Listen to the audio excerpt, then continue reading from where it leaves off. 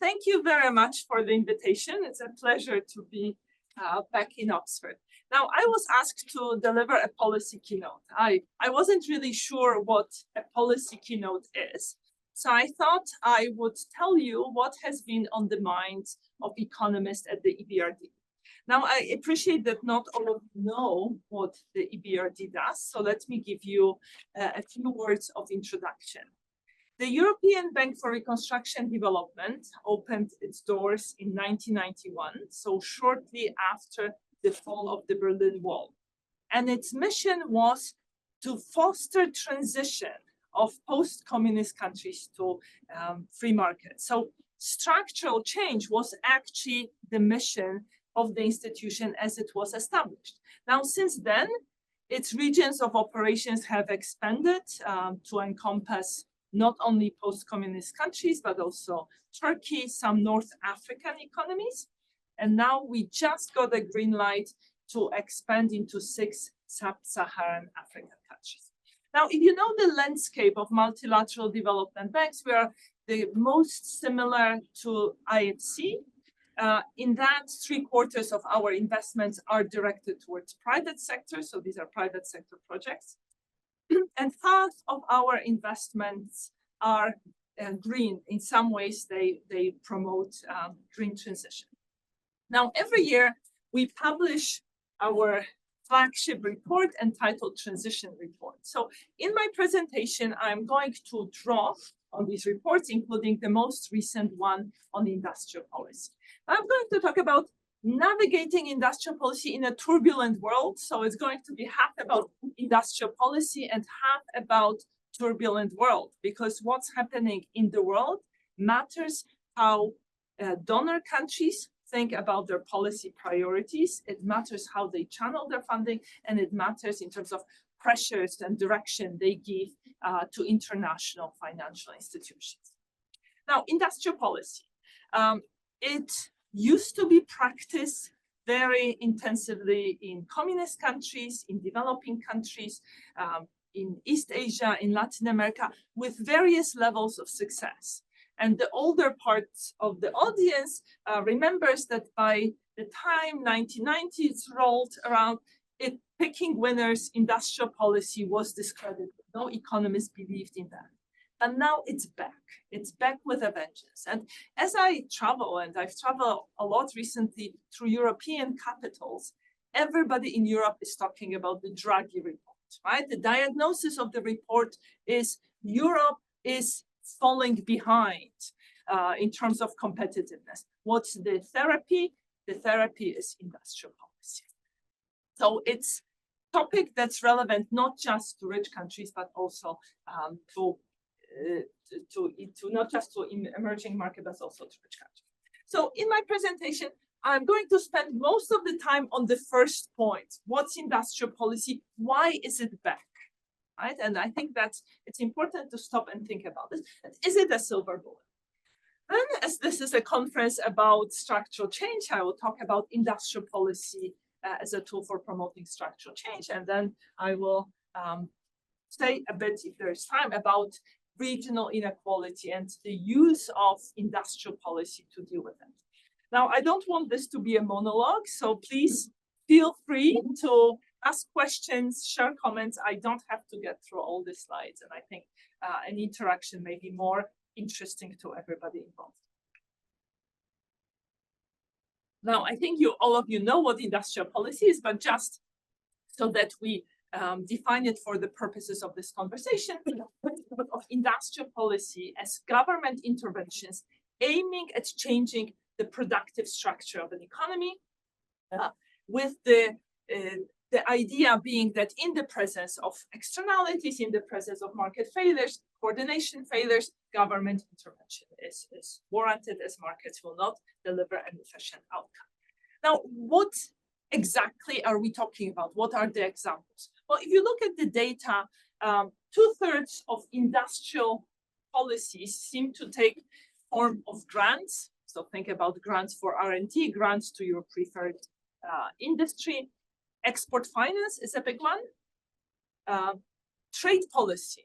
trade policy has been practiced as a tool of industrial policy by many developing countries. Now Donald Trump wants to use tariff policy to bring manufacturing back to the US. Just another form of industrial policy. Loans and loans guarantees, concessional loans are another frequently used tools. There are also other things that tend to be done, plain vanilla production subsidies. Think about electric cars in China, or restricting public procurement to only local providers, local firms, or policies that create incentives for local sourcing. So think about Buy American clauses in the Inflation Reduction Act in the US. Think about local content premia in Turkey. When you set up a wind farm and you're feeding electricity into the grid in Turkey, you will get a better price if you purchase a lot of input locally. Now, for the purposes of our last transition report, which is on industrial policy, we built on the existing work by Reka Juhas and Nathan Lane and extended their data collection on industrial policy. So what they did is they looked at the information collected through Global Trade Alert, which collects text on policy announcements, in particular policies related to international trade in goods and services, FDI, and migration. And then they used text analysis to classify what's an industrial policy and what type of policy it is. But in many cases, particularly with respect to emerging markets, many of the policies were left unclassified as them. Are they industrial policy or not? So we sort of worked more with the data. We extended their coverage so that we ended up with 140 countries in the database of industrial policy. So as I said, industrial policy is back with a vengeance. You see it's very enthusiastically practiced in the US, in China, also in Germany. The blue line pertains to EBRD regions, so former communist countries, North Africa, Turkey. But also, Brazil and India are getting on the bandwagon of industrial policies. Why the China line stops early? That's because China tends to announce these policies with a delay. So in order to avoid being misleading, we stop this line here. African countries are also quite increasing their interest and their actions when it comes to industrial policy. Now, if you graph industrial policy against GDP per capita for 2012 versus 2022, what you will notice is there are more policies being done now.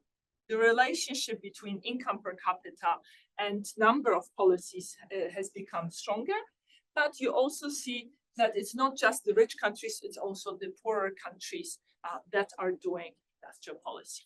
Oh, I forgot to mention earlier, countries that are larger will typically tend to have more counts of industrial policy because industrial policy is done not only at the level of the central government, it's also often done at the national level. So US states, Chinese provinces, German Bundesländer, would be okay. So why is industrial, please? The examples that you gave of industrial policy, they look like all of them were protectionist policies against trade. So would it be useful to do these into parts like protectionist? Excellent question. If you hold on, I will come back to this. Okay, please. Another question is sort of how do we think of education policy or trying to promote sort of the education of the labor force? Is that considered industrial policy? Clearly has a bearing, right? So if you work with firms in particular sectors, so think about Intel coming to Costa Rica and the authorities working with Intel in terms of what type of courses to introduce at the local university, I think that would classify as industrial policy. While, if you are improving secondary education, that would not, right? Because that's sort of a horizontal policy. That's how I would think. Clearly affect the sexual composition. Yes, but I mean, there isn't. It does affect. Is it done for that purpose? I guess there isn't. I don't think there is a very sort of strict line dividing these policies. What counts, what doesn't. Okay, so why is industrial policy back? Well, let me give you 3 reasons. One is the climate emergency, the need to address it, the need to boost competitiveness, the need to deal with supply chain resilience, right? All those sort of things that have come to prominence in recent years. The second reason is geopolitical rivalry. Countries are doing industrial policy because their competitors are doing it. And it's all happening in an environment of the global economy being more and more fragmented. And third, industrial policy is backed by popular demand. Okay, so let me start with the first point. When you think about the intersection of climate change and the supply chain resilience, what you get is critical raw materials, right? So as many, and here I'm drawing on our transition report from the previous year. So as many of you probably know, building an electric car takes 6 times as much in terms of mineral inputs as building a combustion engine car, right? And that gray part of the bar, that's graphite that's needed. If you want to produce offshore wind electricity, right, offshore wind farm, you also need lots of mineral inputs, and that purple part of the bar at the very end, these are rare earths. Now, what does graphite and rare earth have? What do these 2 things have in common? Is the fact that 2/3 of production takes place in China. And in the last 2 years, graphite as well as gallium and germanium were on the news a lot because China introduced restrictions on their exports in retaliation for the US CHIPS Act that limits technology flow to China, right? And in our last year's transition report, we asked who owns the reserves of those critical raw materials.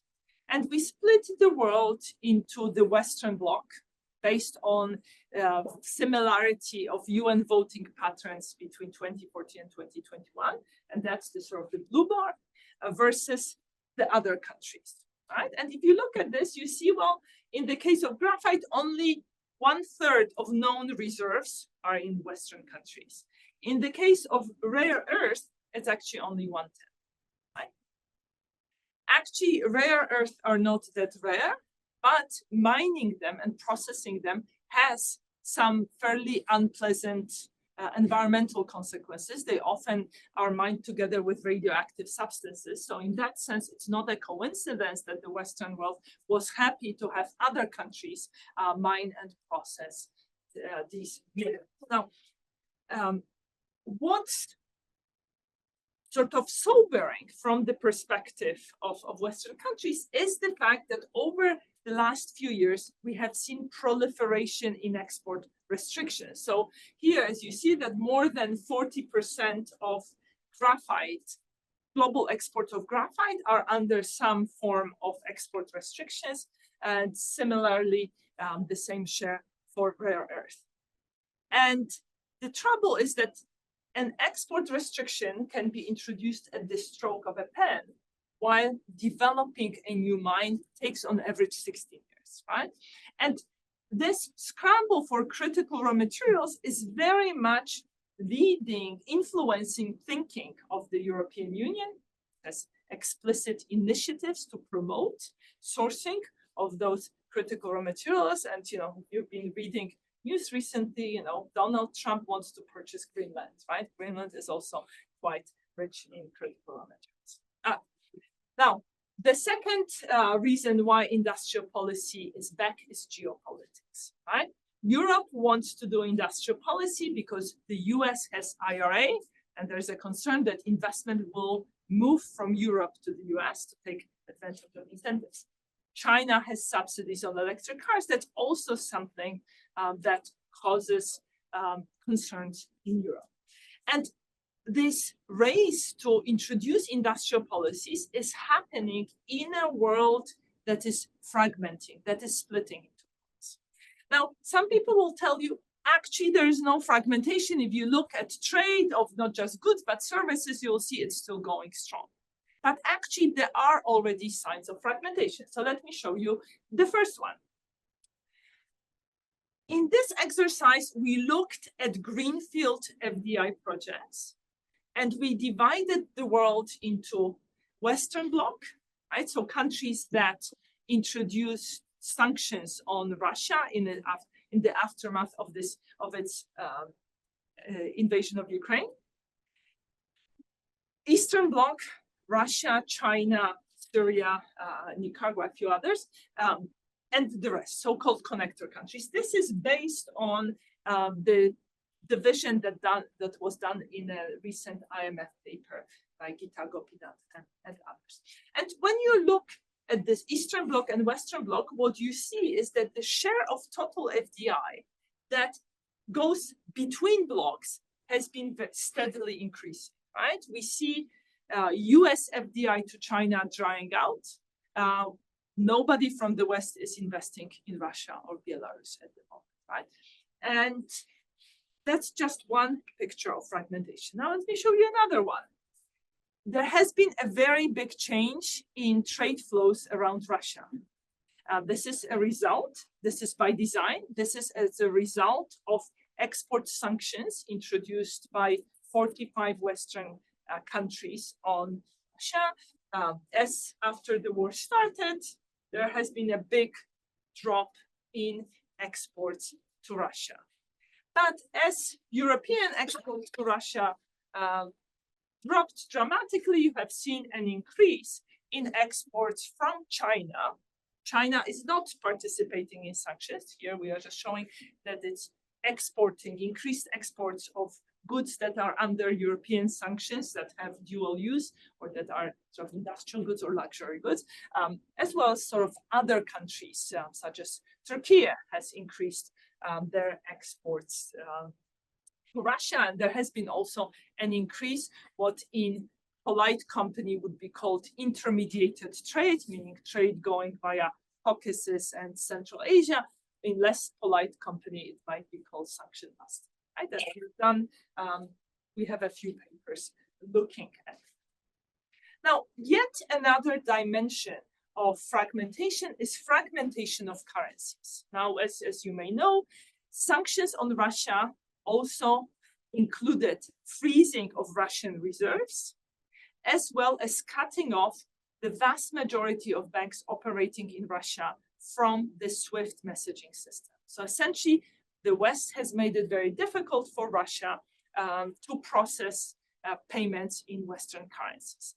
Now, these sanctions have sent chills up the spines of countries non-aligned with the West, as they thought of themselves being next, and has revived discussions about creating alternative currencies, so in particular, BRICS currency. And indeed, you already see some changes happening. So when you look at Russian imports from China, in 2016, 90% of those imports were invoiced in US dollar. By the end of 2023, more than 80% were invoiced in renminbi. But what's more interesting is that when you look at Russian imports from other non-sanctioning countries other than China, you see a big decline in the usage of US dollar. You see this orange part. This is renminbi being used by third countries, right? And it's in particular used by countries that have swap lines with the People's Bank of China. It's in particular used when goods that are subject to Western sanctions are being traded. Because if you invoice something in US dollars, at some point, your transaction is going to touch the US payment system, US finance. And if you don't want to be seen, you rather use another currency. Then there is this red part here. This is countries using their own currencies as currencies of invoicing. So India is using rupees, Turkey is using liras, UAE is using dirhams. Now, if you've been following what's been happening to Turkish lira, you may be wondering why anybody would do that, right? Use such an unstable currency. The answer is you ask for cash in advance. So there are sort of these big changes that are happening that show that fragmentation of the global economy is ongoing. And, you know, in 2 weeks, when Donald Trump enters the White House, we may see another round of tariffs and counterattacks. Now, the third reason why industrial policy is back is public expectation, is the expectations of the voters, popular demand. Now, on the one hand, we have sort of lots of challenges, including the climate emergency. Public wants something to be done about this. At the same time, the public doesn't want necessarily to pay. People don't want to pay themselves for it. I mean, you've been following what's happening with Germany. In Germany, when the government wanted to force people to buy heat pumps instead of boilers, right? There was huge backlash, and the government had to roll back the policy. So let me show you some results of a survey. It's called Life in Transition Survey. It's a survey of at least 1,000 households in 37 countries.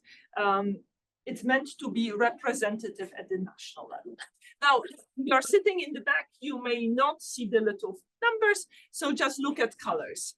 Green means vast majority of people say yes.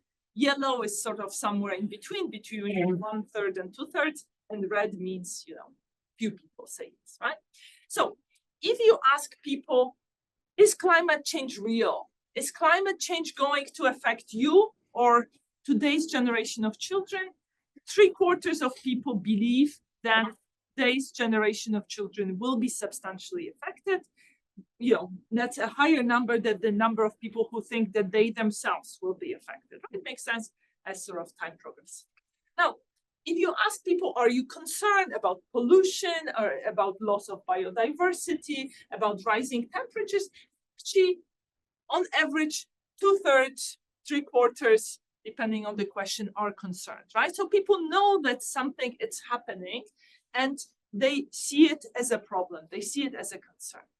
Now, the colors and the answers change when you pose a question as an economic thing. Should government prioritize environment over jobs? Are you willing to pay more taxes so that the government could do something about global warming or pollution reduction? As you see here, people are actually not particularly willing to pay. And if you dig deeper into this, who are the people who say climate change is real, but I don't want to pay? Well, typically, these are people without university degree. These are typically people who are in the bottom half of earnings distribution, right? These are typically people for whom making a change in a job, in a career would be harder. Once again. Now, in case you are wondering if this is something weird about our countries, this is Germany, our comparative question. What is what's the set of countries? How is that chosen? How is this set of? These are countries which are EBRD's countries of operations. So this is that's what determined the choice of countries, right? What about the ordering? What's the ordering? The ordering is essentially from sort of most green to red. In which time? It's sort of somewhere, you know. Well, I think it's but now, and you may be wondering, no, I don't. No. Germany is a comparator country, so it's not a country of operation. It's not. This is all of Germany. Right? It's just that in the surveys, we include typically 1 or 2 Western countries just to see how the answers differ. Now, you may be wondering, why such big difference? And I don't know, but my conjecture would be that in countries like Moldova, Kyrgyz Republic, or Romania, or Morocco, people are express greater willingness to face this economic trade-off because the policies don't seem imminent, right? In countries like the Eastern European EU member states, so think about Latvia, Lithuania, Slovak Republic, Bulgaria, they know that the EU is pushing these policies are coming, and the costs have become more salient. While here, these sort of policies are much more theoretical. That would matter. Yes, please. Do we have a sense of how much this willingness to act is correlated to exposure to climate hazards? Like, like these people are in countries that have actually experienced more, floods or heat wave or things like that. Are you more aware, or is this some sort of like? There is some, but actually the primary determinant. So we have looked into who are the skeptics, so people who believe climate change is not real, and those who believe it's real but unwilling to pay. So what you see is education matters very much, where you are in earnings distribution, and gender seems to matter. So women tend to be more skeptical.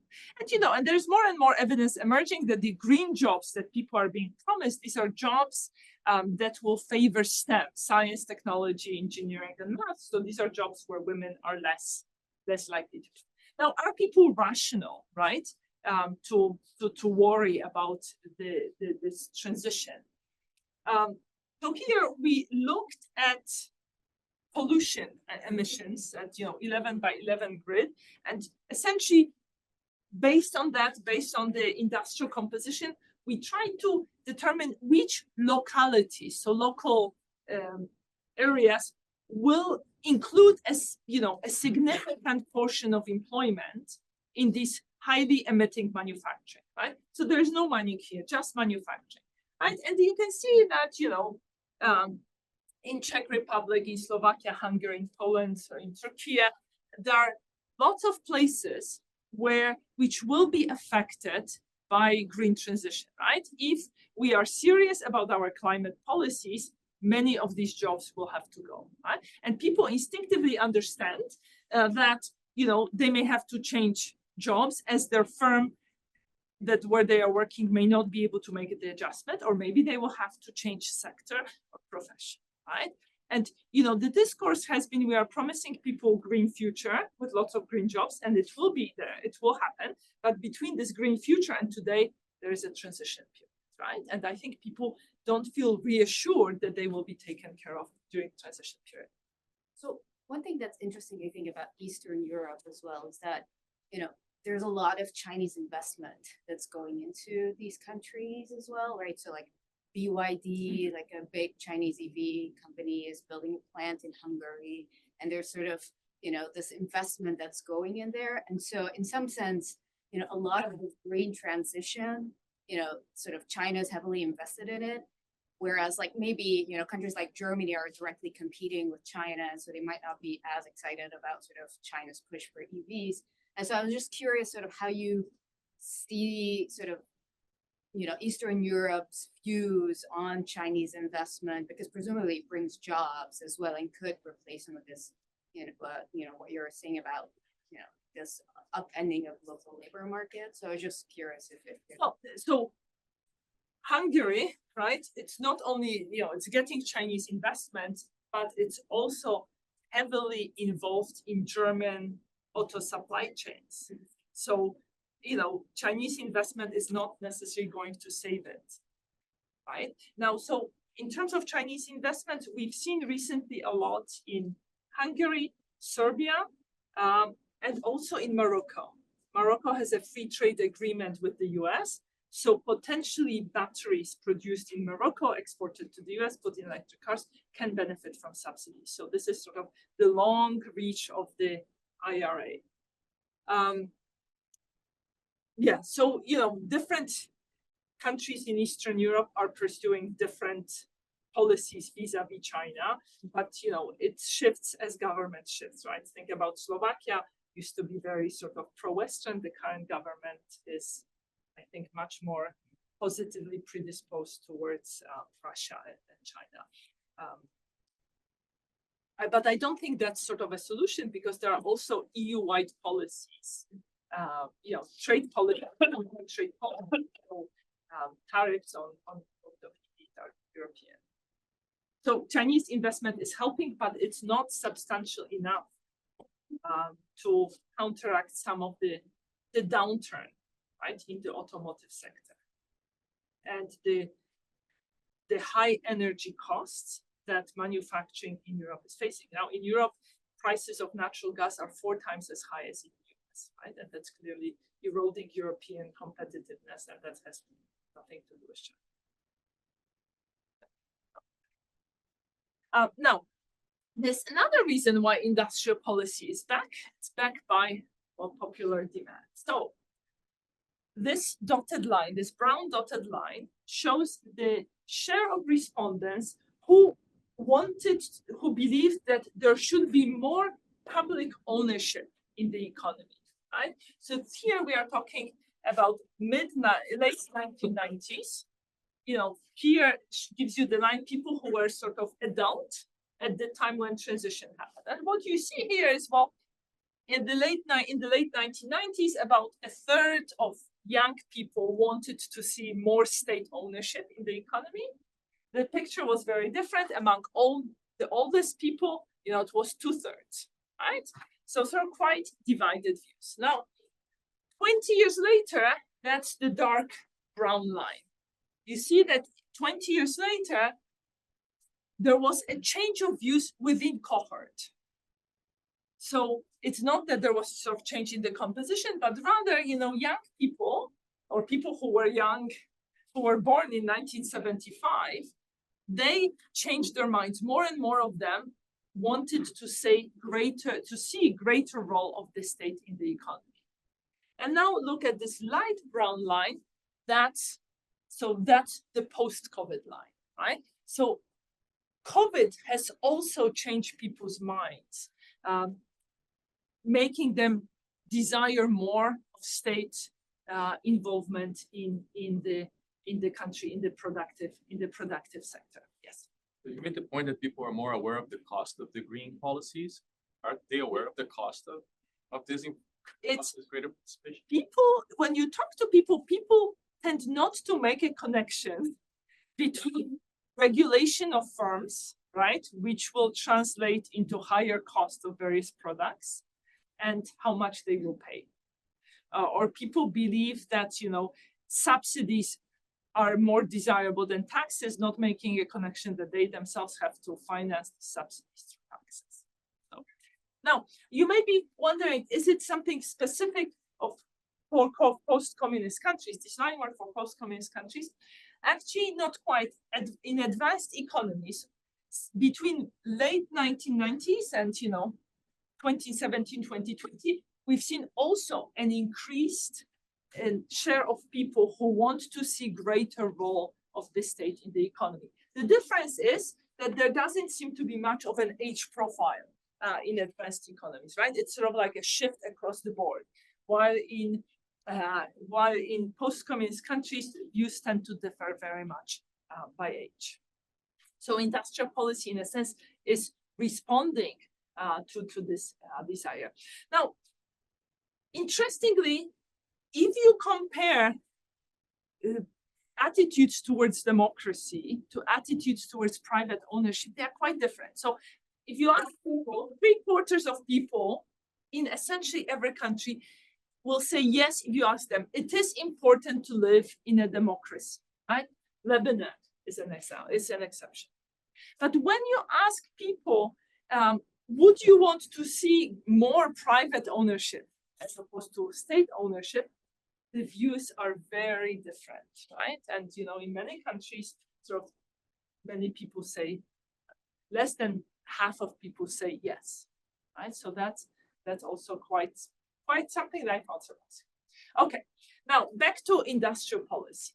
So in public discourse, we have shifted from vilifying industrial policy and saying governments cannot pick winners, as we tended to believe as a profession in the 1990s, to thinking that industrial policy is a silver bullet, right?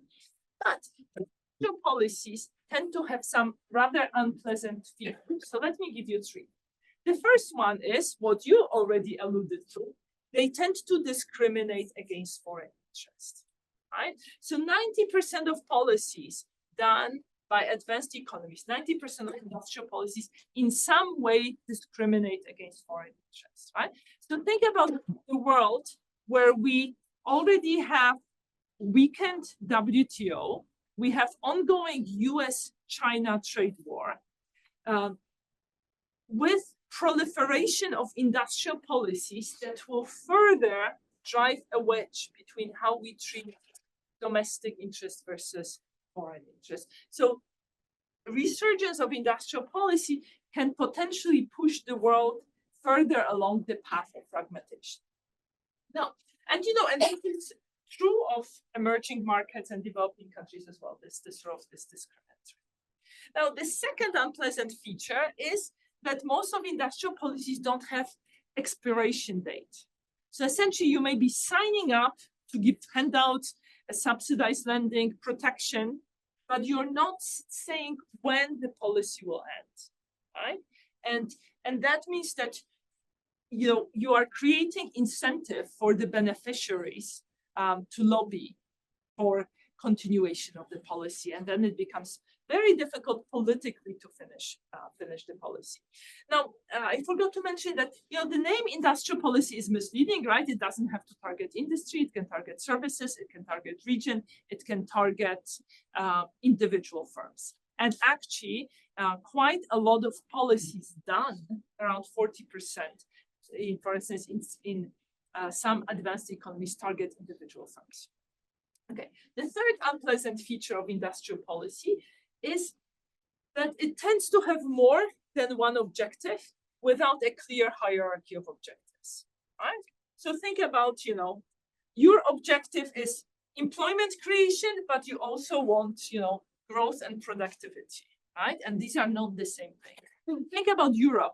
We want rapid electrification of transport. So we want lots of electric cars on the road, but we don't want Chinese electric cars because we want to preserve employment in the automotive sector, and we are not willing to continue with generous consumer subsidies for electric cars, right? So, the first two objectives are on a direct collision course with each other.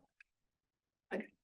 Now, what do you need to do industrial policy? Well, you need two things. You need fiscal space and you need administrative capacity. If you neither have the money nor the administrative capacity, you go for the cheap and easy, meaning you go for things like export bans, export licensing, export quota, import bans, for the most distortive policies and for the policies that are easy to capture. And, countries that tend to have low administrative capacity tend to be countries that have weak control of corruption. So there's a very real danger that vested interest will capture these policies and they will do more harm. Sorry, Beata, Yes. What were the circles on there? The circles are the counts of policies. So these are counts of policies. So we graph countries by average control of corruption, average government effectiveness, right? And then you have counts of particular types of policies. So basically, if you are richer country, if you have fiscal space and admin capacity, you will do export support, export finance, right? Because that requires money and sophistication. I'm confused because the U.S. has export bans as well, right? So that's way over to the left, but rich countries are doing that as well. I think this is yes, but I think the U.S. export bans. That's a fair point, but I think U.S. has very sort of. Yeah, I don't want to give you the wrong answer. I think it's perhaps they are less likely to be done by rich countries. I think that's this. Okay, so we review, studies that have tried to assess individual policies, and essentially, what they show is sometimes these policies deliver cheaply. So think about, UK's regional selective assistance. money given for the purposes of job creations, well, quite cheap, $6,000 per job. But if you think about Buy American clauses, here the estimates are, between 100,000 and 200,000 per job, right? So these policies may be delivering on their narrow objectives, but they may be quite expensive, right? And if you think about policies that boost steel production, they deliver, but at the expense of hurting competitiveness of industries. So they may have their distortions spill over to others.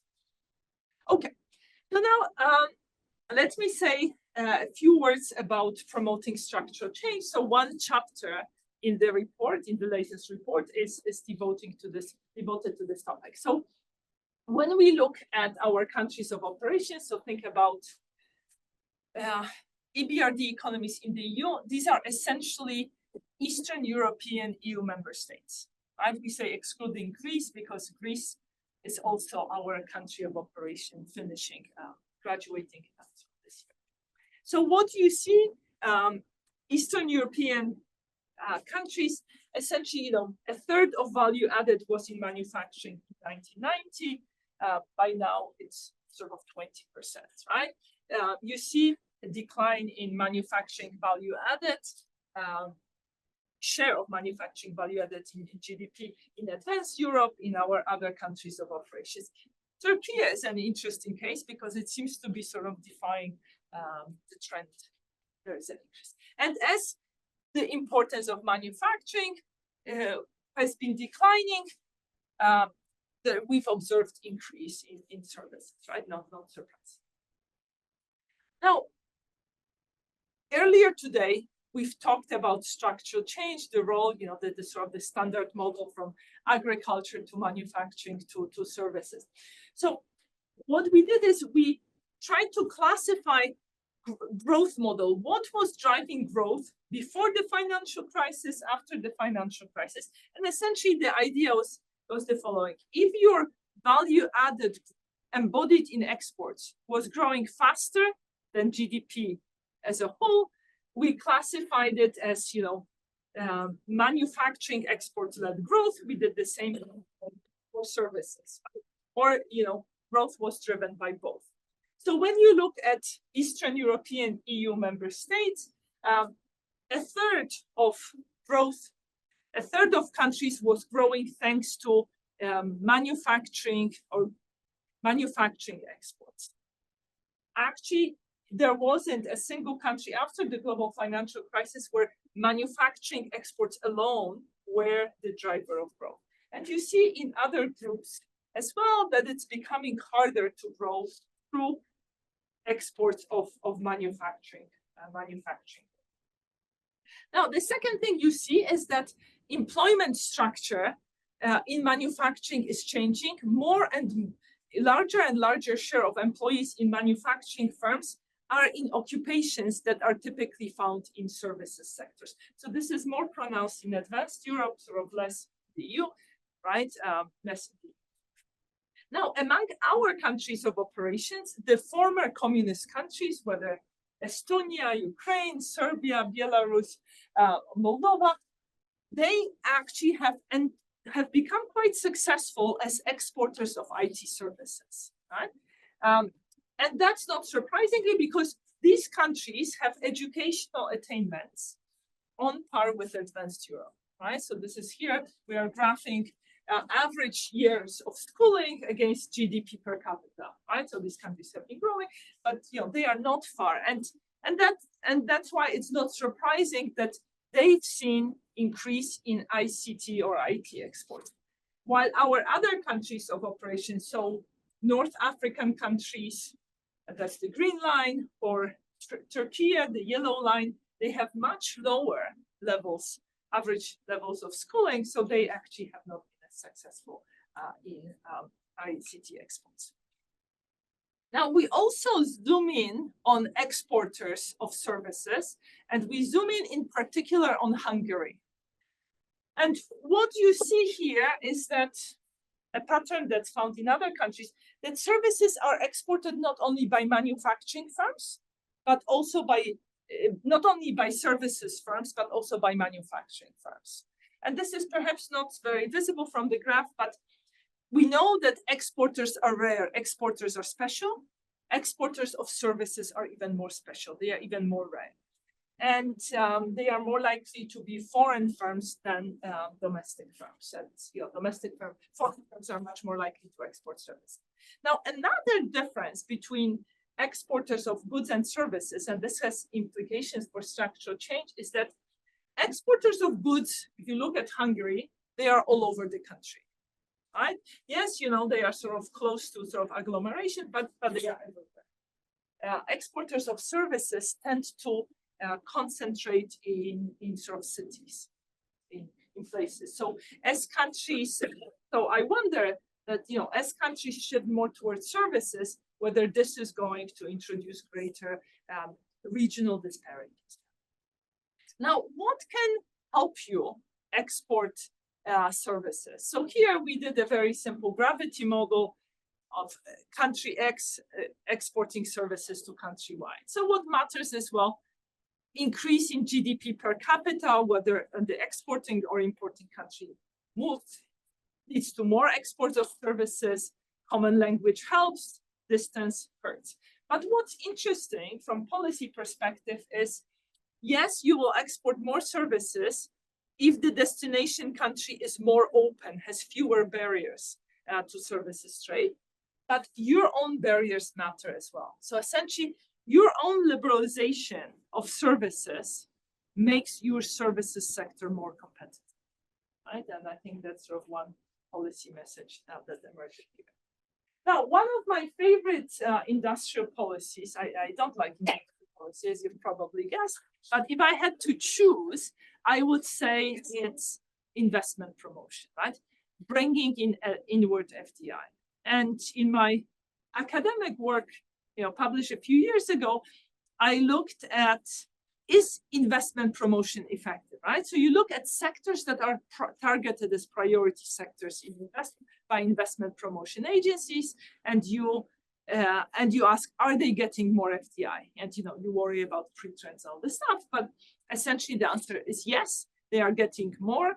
And the reason I like this policy is because you can do a lot just by lowering information costs, by lowering the entry barriers, so by helping investors navigate the bureaucratic barriers by providing information, right?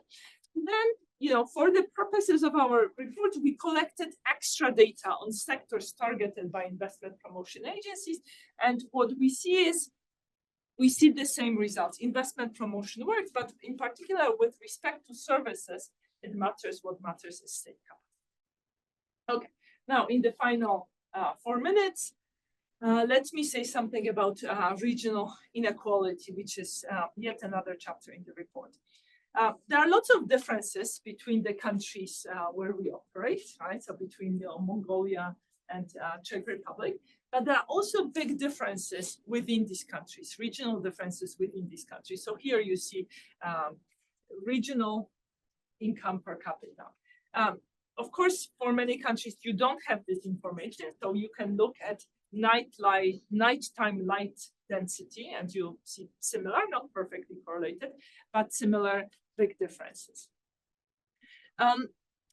Another feature of our countries, is big rural-urban divide, right? So from our Life in Transition survey, we know household income, we know composition of the household, so we can sort of turn this income into a balance, you know, taking into account composition of the household. We can sort of say where this household ranks in the national distribution of income. We can take out things like, you know, country year, fixed effects, education, parental education, gender, and then we can ask, does it matter whether the head of household was born in urban or rural area? And what's quite depressing is that, you know, for people born in the 30s and 40s and even 50s, it didn't matter, right? It didn't matter. But for younger cohorts, whether or not you're born in a village or in a city, will matter for how well you will do in terms of future. Now, so how do countries try to counteract regional inequalities? Well, one possibility is to have special economic zones, and you can see that they have been used with gusto. There are more than thousands of these zones in our countries of operations for which we have data. And we ask, is there a relationship between introduction of the zone and nightlight density, right? Do we see, in other words, more economic activity after the zone is set up? And we look at radius from the center of a special economic zone. And essentially the answer is yes, up to 20 kilometers, right? So it seems that the zone is increasing activity in this local area. So it's not just in the zone itself, it's also a little bit outside the zone. Now, what we try to do is ask, can you predict which of these zones will do very well? Meaning which of these zones will do better than the national. So essentially here we are looking at the growth rate within 5 kilometers, and we are saying the zone is doing well if its growth rate is faster than for the country as a whole. And it turns out that it's not that easy to predict, right? So what matters seems to be proximity to port, availability of university education in that locality, and institutions in that area. And if you ask what share of variation these three variables explain, is actually very little. So the bottom line is that it's not that easy to predict which of these zones will do very well. So where do we come out with respect to industrial policy? Well, our conclusion is that industrial policy can deliver, but it's very hard to get it right? And if you get it wrong, you may waste a lot of money and you may introduce distortions. And that's why I like investment promotion, because if you just think about investment promotion as information provision, as lowering entry barriers by helping investor with bureaucratic hurdles, it's cheap and nothing happens if you get it wrong. Simply investment will not come. And being a policy institution, we end up with a list of how to do industrial policy. I'm not going to read it. Let me just, mention to you three things. The first one that's important is say why you're doing this, right? Articulate the objectives, have a hierarchy of objectives. Plan